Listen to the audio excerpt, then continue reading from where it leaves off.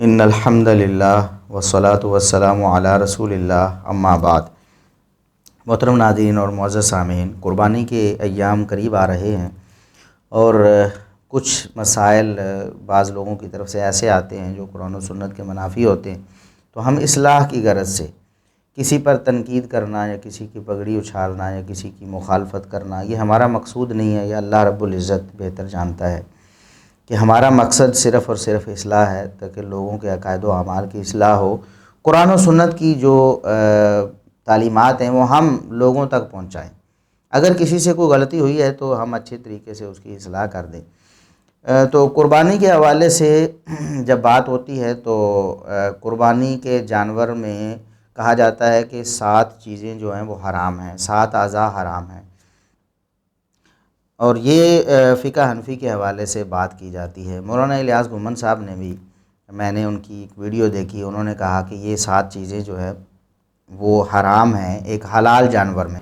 گویا 7 چیزیں جانور کے اندر اعضاء ایسے ہیں جس کا کھانا مکروہ ہے۔ نمبر 1 بہتا ہوا خون جسے دم مسفوح کہتے ہیں۔ نمبر 2 مادہ جانور کی شرمگاہ جسے حیا کہتے ہیں۔ نمبر 3 خصیتین جسے گولیاں کپورے کہتے ہیں۔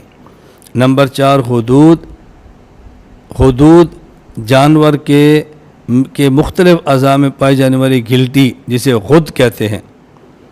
نمبر 5 نر جانور کی پیشاب کی جگہ، چھوٹے پیشاب کی جگہ جسے عربی میں الذکر کہتے ہیں۔ نمبر 6 مثانہ۔ نمبر 7 پتا اسے مرارہ کہتے ہیں۔ 7 چیزیں جن کو وہ حرام کہتے ہیں، ویسے تو مکروہ کہا جاتا ہے لیکن مکروہ تحریمی ہے، یعنی ایسا مکروہ جو حرام کے درجے پہ ہے، وہ حرام ہے۔ ان چیزوں میں سے پہلی چیز تو کہتے ہیں خون ہے، دم مسفوح، جو ذبح کرتے وقت جانور کو ذبح کریں تو خون بہتا ہے، وہ خون حرام ہے۔ بالکل ٹھیک ہے، یہ بات تو قرآن کریم سے بھی ثابت ہے، انما حرم علیکم المیتۃ والدم، اللہ نے مردار اور خون حرام کیا ہے، اور خون سے مراد بالاتفاق وہ دم مسفوح ہے، اس میں تو اختلاف ہی نہیں، یہ قرآن کریم سے یہ بات ثابت ہو گئی ہے۔ اس کے علاوہ باقی جو 6 چیزیں وہ بیان کرتے ہیں وہ قرآن و سنت سے قطعاً ثابت نہیں ہیں کہ وہ حرام ہوں۔ قرآن کریم میں اللہ رب العزت نے یہ بات ارشاد فرمائی اپنے نبی کریم صلی اللہ علیہ وسلم کو مخاطب فرما کے کہ یا ایھا النبی لما تحرم ما احل اللہ لک، اے نبی آپ اس چیز کو کیوں حرام قرار دیتے ہیں جو اللہ نے آپ کے لیے حلال کی ہے۔ تو اللہ نے جو چیز حلال کی ہے کسی کے لیے قطعاً یہ جائز نہیں ہے کہ وہ اسے حرام قرار دے۔ یہ اختیار تو نبی اکرم صلی اللہ علیہ وسلم کے پاس بھی نہیں تھا، تو کوئی اپنے ہاتھ میں لے تو پھر کیسے درست ہو سکتا ہے؟ یہ بڑی جسارت ہے، اور یہ قاعدہ بھی قرآن و سنت سے فقہاء نے مستنبط کیا، اور یہ اجماعی قاعدہ ہے، اس امت کے تمام فقہاء کا اتفاقی قاعدہ ہے جو قرآن و سنت سے انہوں نے لیا ہے کہ ہر چیز دنیا میں حلال ہے سوائے اس چیز کے جس کی حرمت پر، جس کے حرام ہونے پر کوئی نص صریح موجود ہے قرآن و سنت کی۔ اسی طرح ہر چیز دنیا کی پاک ہے سوائے اس چیز کے جس کے ناپاک ہونے پر قرآن و سنت میں کوئی نص صریح موجود ہے۔ تو یہ جو چیزیں دم مسفوح کے علاوہ، اس پر تو نص صریح آ گئی، تو ہم نے مان لیا کہ دم مسفوح حرام ہے، لیکن باقی جو 6 چیزیں ہیں ان کے بارے میں اگر کوئی شخص کہے کہ یہ حرام ہیں، مکروہ تحریمی ہیں، تو یہ قطعاً درست نہیں ہے۔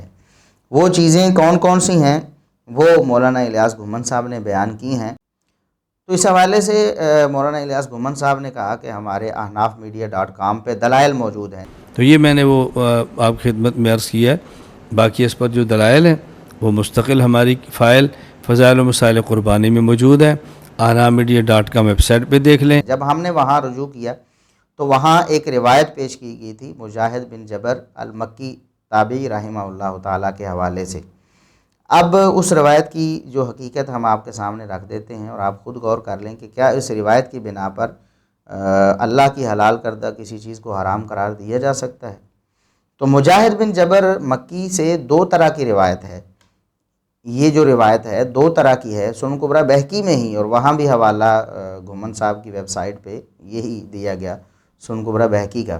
تو بہقی میں ہی 2 طرح کی روایت ہے۔ ایک روایت ہے جو مجاہد بن جبر مکی رحمہ اللہ تعالی وہ سیدنا عبداللہ بن عباس سے، اور سیدنا عبداللہ بن عباس رسول اللہ صلی اللہ علیہ وسلم سے بیان کرتے ہیں، یعنی مجاہد بن جبر سے لے کر رسول اللہ صلی اللہ علیہ وسلم تک سند متصل ہے۔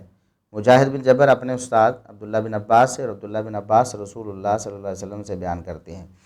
اگر تو یہ روایت ایسے ہوتی، پیچھے بھی سند صحیح ہوتی تو بالکل صحیح ہو جانی تھی، لیکن بات یہ ہے کہ اس کے جو پیچھے سند ہے مجاہد بن جبر تک، اس سند میں ایک راوی ہے عمر بن موسیٰ وجیہی، جو کہ بالاتفاق محدثین کا اس کے بارے میں اتفاق ہے، اس کو ضعیف کہا انہوں نے منکر الحدیث کہا، اس کو انہوں نے متروک الحدیث کہا، یعنی سخت ضعیف قسم کا راوی ہے۔ تو ایسے راوی کی روایت کو کیسے قبول کیا جا سکتا ہے؟ بعض لوگ جو اس حوالے سے تھوڑی نرم پالیسی رکھتے ہیں، کچھ ضعیف روایات بھی تھوڑا بہت ضعف چل جاتا ہے، تو وہ بھی فضائل میں، احکام میں اور حلال و حرام میں تو کوئی بھی اہل علم میں سے کوئی بھی روایات کے قبول میں اس کی سند کے حوالے سے نرمی نہیں کرتا، کیونکہ یہ مسئلہ ہی بڑا اہم ہے۔ حلال و حرام کا مسئلہ کوئی چھوٹا مسئلہ ہے؟ تو حلال و حرام کے مسئلے میں اس طرح کی جو بہت سخت ترین ضعیف اور منکر اور متروک روایت ہے، اس کو لینا یہ کہاں کا انصاف ہے؟ یہ تو روایت ہے جو موصولاً ہے، یعنی مجاہد بن جبر عبداللہ بن عباس سے، اور وہ رسول اللہ صلی اللہ علیہ وسلم سے بیان کرتے ہیں، لیکن یہ جھوٹی ہے، کیونکہ پیچھے عمر بن موسیٰ وجیہی جو ہے وہ متروک اور سخت ضعیف راوی ہے۔ اور یہ جو سند ہے نا موصولاً، امام بہقی رحمہ اللہ نے خود فرمایا کہ لا یصح وصلہ، اس کا موصول ہونا تو قطعاً یہ درست ہے، کیونکہ پیچھے ایک سخت ضعیف راوی کھڑا ہوا ہے جو متروک قسم کا ہے۔ دوسری جو روایت ہے وہ مجاہد بن جبر ڈائریکٹ رسول اللہ صلی اللہ علیہ وسلم سے بیان کرتے ہیں، یعنی وہاں کسی صحابی کا درمیان میں کوئی واسطہ نہیں ہے۔ اب یہ پتہ نہیں کہ مجاہد بن جبر نے کس سے یہ حدیث سنی تھی، نہ تو پتہ ہے کسی صحابی سے سنی تھی، نہ پتہ ہے کسی تابعی سے سنی تھی، کس سے سنی تھی کوئی پتہ نہیں۔ مجاہد بن جبر ڈائریکٹ رسول اللہ صلی اللہ علیہ وسلم سے بیان کرتے ہیں، حالانکہ وہ تو تابعی ہیں، اگر انہوں نے سنا ہوتا رسول اللہ صلی اللہ علیہ وسلم سے تو صحابی ہوتے۔ مرسل ہونے کی وجہ سے بھی یہ روایت ضعیف ہے، اور صرف یہی ضعف نہیں بلکہ اس کا ایک راوی واصل بن ابی جمیل وہ ضعیف ہے، واصل بن ابی جمیل ضعیف ہے۔ امام یحییٰ بن معین رحمہ اللہ فرماتے ہیں لا شیء، یہ کسی کام کچھ بھی نہیں ہے، یہ تو یعنی ذرا برابر بھی قابل اعتماد نہیں ہے، یہ لا شیء کچھ بھی نہیں ہے۔ تو ایسا راوی جو اتنا سخت ضعیف ہو، اور امام ابن شاہین رحمہ اللہ، حافظ ابن جوزی رحمہ اللہ نے بھی اس کو ضعیف قرار دیا ہے، اور حافظ ابن القطان رحمہ اللہ فرماتے ہیں کہ واصل لم تثبت عدالتہ، واصل کی عدالت ثابت نہیں ہے، یعنی اس کا ثقہ ہونا ثابت نہیں ہے، اس کا ضعیف ہونا تو ائمہ محدثین سے۔ تو اس جو مرسل روایت ہے اس میں دو وجہ ضعف ہیں، ایک اس کا ارسال ہے، اور دوسرا واصل بن ابی جمیل راوی کا ضعیف ہونا۔ تو یہ روایت تو کسی طرح سے بھی صحیح نہیں، موصولاً بیان ہو تو جھوٹی ہے، اور اگر مرسلاً بیان ہو تو دو وجہ سے ضعیف ہے، واصل بن ابی جمیل کی وجہ سے اور ارسال کی وجہ سے۔ تو یہ ایک روایت جو گھمن صاحب نے پیش کی تھی۔ ایک دوسری روایت بھی ہے جو بعض حنفی علماء پیش کرتے ہیں، وہ ہے عبداللہ بن عمر رضی اللہ عنہما سے منسوب روایت ہے المعجم الاوسط طبرانی میں، کہ نبی کریم صلی اللہ علیہ وسلم 7 چیزوں کو مکروہ سمجھتے تھے، یعنی حرام سمجھتے تھے جانور میں، اور یہ بھی غالباً مولانا الیاس گھمن صاحب نے کہیں بیان کی ہوئی ہے، یا انہوں نے صرف یہ روایت بطور حدیث بیان نہیں کی بلکہ اس کو حرام چیزوں کو گنوانے کے لیے بیان کیا۔ تو عرض یہ ہے کہ المعجم الاوسط طبرانی کی جو روایت ہے 9480 نمبر، یہ من گھڑت اور جھوٹی روایت ہے۔ ایسی روایت پر اگر کوئی شخص اعتماد کرتا ہے تو پھر اس کا اللہ ہی حافظ ہے۔ اس میں ایک راوی ہے یعقوب بن اسحاق بن ابراہیم بن عباد الواسطی، جو کذاب اور وضاح ہے، یعنی محدثین نے کہا یہ جھوٹ بولتا ہے، خود حدیثیں گھڑ کر نبی کریم صلی اللہ علیہ وسلم کی طرف منسوب کر دیتا ہے۔ ایک دوسری بات یہ ہے کہ اس میں یحییٰ بن عبد الحمید الحمانی جمہور کے نزدیک ضعیف راوی ہے۔ تیسری بات عبد الرحمن بن زید بن اسلم بھی اس میں جو راوی ہے وہ بھی جمہور کے ہاں ضعیف و متروک راوی ہے۔ تو اتنی سخت ضعیف جھوٹی اور من گھڑت روایات کی بنا پر کس طرح ایک ایسی چیز کو حرام قرار دیا جا سکتا ہے کہ جس کو نہ قرآن میں اللہ نے حرام قرار دیا، نہ نبی کریم صلی اللہ علیہ وسلم نے کہیں اسے حرام قرار دیا، ایسی جھوٹی اور ایسی ضعیف اور ایسی منکر روایات کی بنا پر اگر آپ حلال و حرام کے فیصلے کریں گے تو یہ انصاف نہیں ہے۔ یہ کل قیامت کے دن اس حوالے سے آپ کو پوچھ ہوگی کہ آپ نے کیوں ایسا کیا۔ تو مولانا الیاس گھمن صاحب سے ہماری گزارش ہے کہ اگر ان کے پاس کوئی دلیل ہے اس حوالے سے جو قرآن میں یا کسی صحیح حدیث میں ہے تو وہ ہمیں پیش کریں۔ قرآن و سنت ہمارے ماتھے پر کا جھومر ہیں، ہماری سر آنکھوں پر، ہم اسے قبول کریں گے، لیکن اس طرح کہنا یہ درست نہیں ہے۔ اب اگر ہم اسی طرح کرنا شروع کر دیں تو بعض فقہائے احناف جو ہیں انہوں نے دیگر چیزوں کو بھی حرام قرار دیا ہے۔ مولانا الیاس گھمن صاحب تو کہتے ہیں کہ اوجری اور حرام مغز حلال ہیں، وہ کہتے ہیں اوجری بھی حلال ہے اور حرام مغز بھی حلال ہے۔ حرام مغز، یہ حرام مغز کیا ہے؟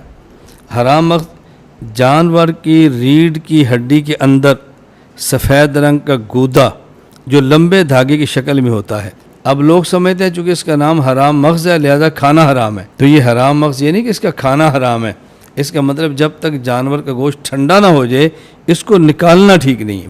جبکہ مولانا رشید احمد گنگوہی صاحب جو دارالعلوم دیوبند اور مکتبہ فکر دیوبند کے بڑے بزرگ ہیں، مولانا رشید احمد گنگوہی صاحب، انہوں نے جب 7 چیزیں حلال جانوروں کی حرام گنوائی ہیں کہ یہ چیزیں حرام ہیں تو انہوں نے واضح طور پر حرام مغز کا نام لیا ہے۔ کہتے ہیں حرام مغز 7 چیزیں حلال جانور کی کھانی منع ہیں، ان میں سے کہتے ہیں حرام مغز جو پشت کے مہرہ میں ہوتا ہے، جبکہ گھمن صاحب کہتے ہیں کہ یہ حلال ہے۔ اب ہم کس کی بات مانیں؟ اور اس کے بعد پھر ہم کہتے ہیں کہ یہ جو کہتے ہیں کہ یہ چیزیں جو کیوں حرام ہیں جی، چونکہ جی وہ جو کپورے ہیں یا جو شرمگاہ کا حصہ ہے یا جو یہ چیزیں ہیں ان میں نجاست آ کے ٹھہر جاتی ہے، تو پھر تو گردہ جو پیشاب بناتا ہے اسے تو بالولا حرام ہونا چاہیے۔ جبکہ ہم انشاءاللہ کسی وقت میں تفصیل سے بیان کریں گے کہ حلال جانور جن کا گوشت کھایا جاتا ہے ان کا پیشاب اور پخانہ ناپاک اور نجس نہیں ہے، وہ پاک ہے۔ اللہ رب العزت نے اس کو ناپاک قرار نہیں دیا، نہ رسول اللہ صلی اللہ علیہ وسلم نے ناپاک قرار دیا ہے۔ صحیح مسلم کی حدیث ہے کہ نبی کریم صلی اللہ علیہ وسلم بکریوں کے باروں میں نماز پڑھا کرتے تھے۔